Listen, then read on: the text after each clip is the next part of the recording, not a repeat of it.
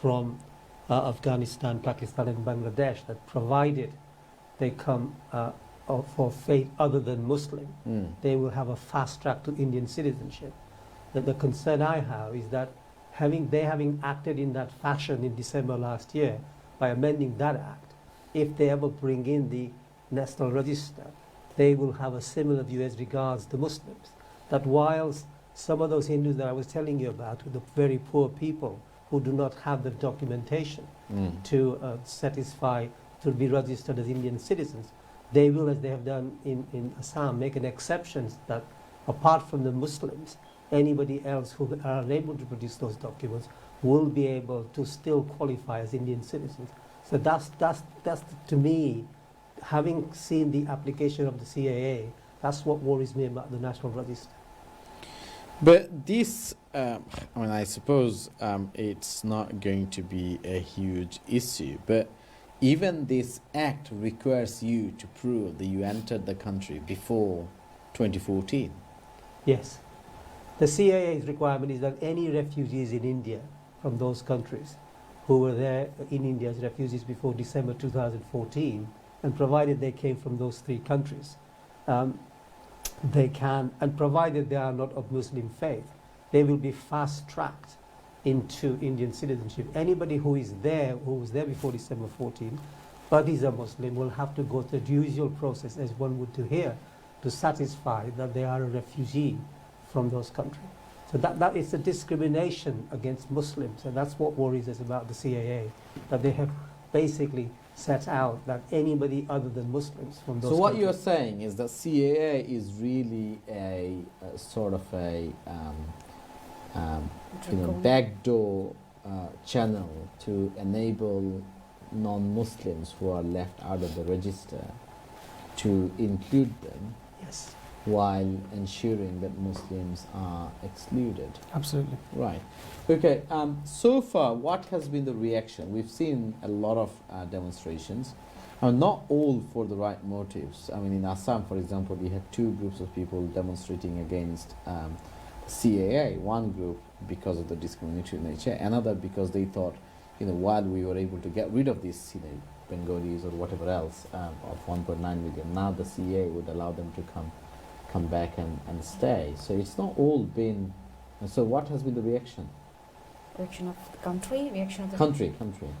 So we have been saying, starting from Delhi, there has been a protest at Shaheen Bagh for like 51 days now. Yeah, almost Okay. 2 months. Yeah. Almost 2 months. People have left their work. The children, the women, they're literally on streets. And the best thing about this is it's all very peaceful. Okay, they just want the government to come to talk to them.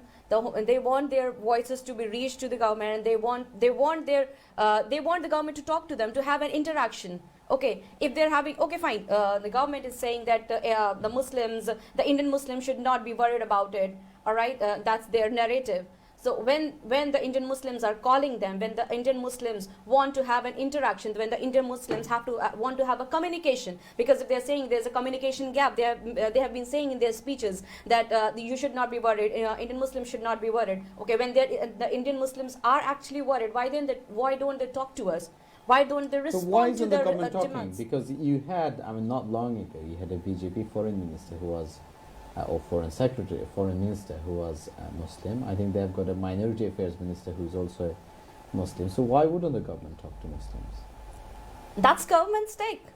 All right, that is the issue. That they are not responding to the demands of the people. They are not coming to talk to people. They are not ready to clear the misconception. If there are misconceptions, okay, fine, we are getting the CAA wrong, we accept. Come on, tell us. Come to us, talk to us, clear our misconceptions regarding this. And regarding NRC, I wanted to say this, like what NRC actually is. For example, your name is Abdul and you were born in Assam in the year 1972, and you have all these certificates, like you have your school certificate, your passport, your ration card, driving license, Aadhaar card, ID card, and everything. But you'll not be granted citizenship. Reason being, you could not produce proof to prove your relationship with your deceased father. Okay. On the other hand, there's another person named Arjun, and he was born in Bangladesh, came to India in 2012, and he has no documents. Like all these documents are listed. Yeah, they can, Okay. they can qualify. But since he is a Hindu, he gets a citizenship. So this is what NRC is. Okay, this is what Muslims are actually scared of. This is what this is why Muslims are questioning the act. I think you made your point very well. So I'll come to you in a minute.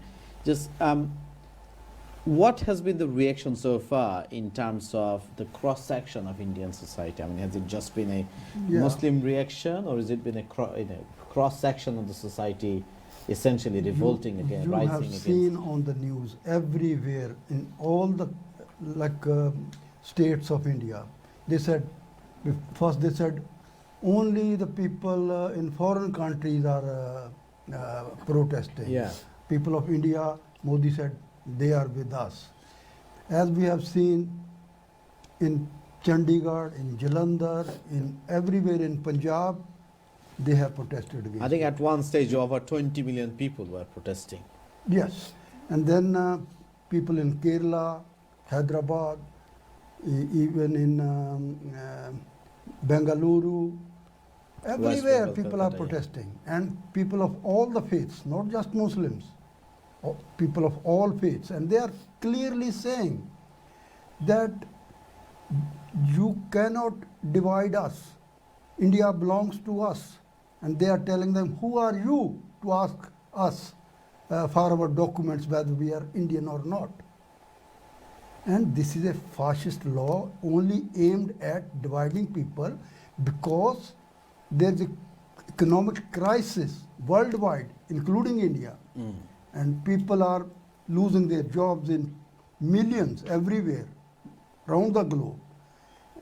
And in India, it's taking more effect at this moment. In Yeah, I mean, the 2008, economic growth it didn't has affect stalled. much in India, but now it's biting. In automobile industry only, more than 10 lakh jobs been gone, and those industry related to automobile, they are also affected. Peasants are affected. People are asking for their jobs, for their rights, to divert the whole thing. They have created this. I think an they did actor recently said, I mean, if you are Kashmir doing a issue, register to a now register they have unemployed. brought it this Citizenship Act. Yeah. And also to get the votes from the poor Hindus who do not understand this. BJP is following whatever RSS is telling them. RSS is following the same theory as Hitler's theory. They are fascists. Yeah, I was going to come to that. Bashir, do you fear that, I mean, in Assam we have seen massive constructions of detention centers. People who have lived for centuries are potentially threatened. Absolutely. Do you fear that this is the beginning of a major massacre, perhaps, in India? Well, I mean, there's a 8-step theory on genocide, right? And a lot of observers are saying India is already at number 6. Okay, and when you see what's going on in Hong Kong, in a recent ex-British colony, where people are beaten by the Chinese, and there is no world reaction or recourse to China, when it starts in India, no one will give a damn, right?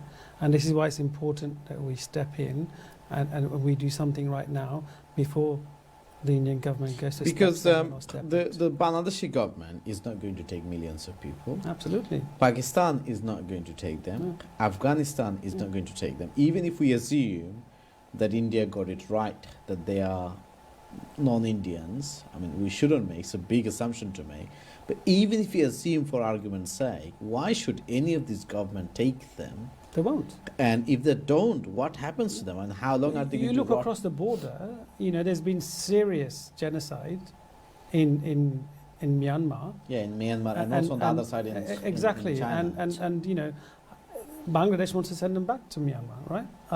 Bangladesh isn't going to take any Muslim citizens from And it India, can't. I mean, and it's neither is just Pakistan, yeah. right? So, and there are over 200 million Muslims in India, and that's the official record. Unofficially, it's probably even more. Those citizens aren't going anywhere, okay? And this is the problem, and this is what people don't seem to understand. You are creating and dividing a nation, and I'm not sitting here because I'm anti-Indian. I'm actually pro-Indian. And if I give you my personal kind of experience, I've come full circle, right? So if you looked at me a few years ago, I would have failed Tebbett's cricket test miserably, Yes. right? Because I supported the England football team and I supported the Indian cricket team. Yeah. Since the BJP's policies... So you don't be British now? Yeah. Since the BJP's policies, I've You're not Indian moved, either. I've slowly moved away from supporting the Indian cricket team. I'm now kind of leaning more towards the English cricket team. But since this issue has come about, I've gone full circle and thought, well, you know what? I'm not going to let Modi drive me away from being Indian. Yeah. And I think that's what's going on in India. If you look at Muslims are waking up in India and they're showing their Indian patriotism and their Indian nationalism and saying to Modi, we're not going to let you drive us away from this country. Abdul, we saw that when Modi came to power in the first term, many reports of lynching and killing and attacking mostly Muslims, but not exclusively Muslims. They come again, and now we see NRC and CAA and so on. Do you share the same sentiment that we are in fact sliding towards, unless it's checked at this stage, we're sliding towards something much worse, much more serious? I do, because I think, the world over, as we've seen, nearly every major nation, have a prime minister or president of similar ilk.